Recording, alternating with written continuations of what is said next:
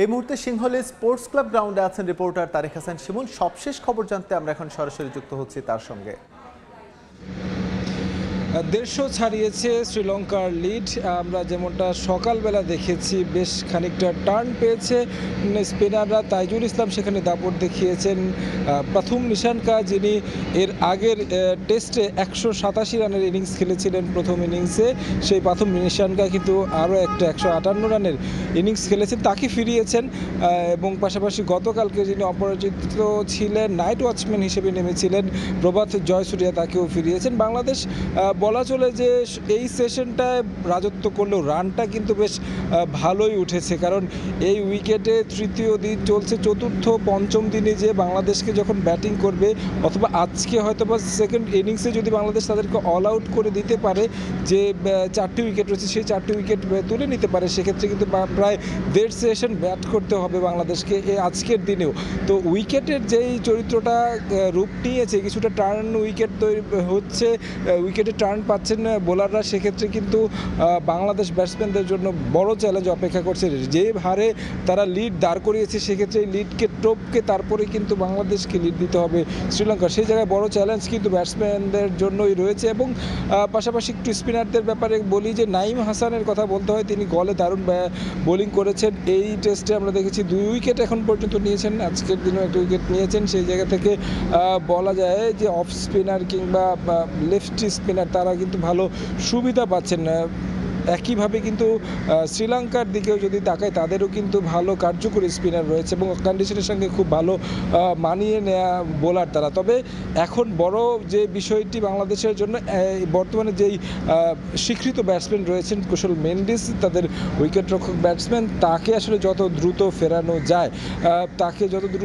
যায় সেক্ষেত্রে কিন্তু বাংলাদেশের লিডটা যদি 200 নিচেও থাকে, সেক্ষেত্রে বাংলাদেশ দ্বিতীয় ইনিংসে কিন্তু প্রায় 300 বা 350-400 রানের যদি একটা ইনিংস খেলতে পারে বাংলাদেশ, সেক্ষেত্রে কিন্তু শ্রীলঙ্কাকে একটা চ্যালেঞ্জ জানাতে পারবে, কিংবা ম্যাচটা অনেকটা ফলাফল নির্ভরই হবে, যেটা বোঝা যাচ্ছে এখন পর্যন্ত উইকেটের চরিত্র তেমনটাই বলে। তবে বড় চ্যালেঞ্জটা কিন্তু কন্ডিশনটাকে কিংবা এই উইকেটের যে চরিত্রটাকে সেটাকে মানিয়ে নিয়ে আসলে বাংলাদেশের ব্যাটসম্যানদের দায়িত্ব নেওয়া, পাশাপাশি শেষ যেই 4টি উইকেট রয়েছে সেই 4টি উইকেট কিন্তু নেওয়া। তবে উইকেটের পাশাপাশি যদি একটু আবহাওয়ার কথা বলি, এখানে আসলে সকালেও বৃষ্টি হয়েছে, তবে ম্যাচ শুরু হতে কিন্তু কোনো ধরনের বিঘ্ন ঘটেনি। আমরা যেমনটা প্রথম দিনের খেলার সময় দেখেছি বৃষ্টি, একইভাবে কিন্তু গতকালকেও বৃষ্টি হয়েছে, তাও সেটা ম্যাচের শেষে।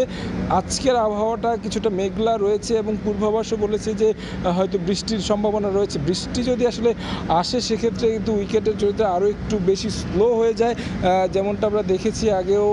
সেক্ষেত্রে কিন্তু বোলাররা একটা সুবিধা পেতে পারেন।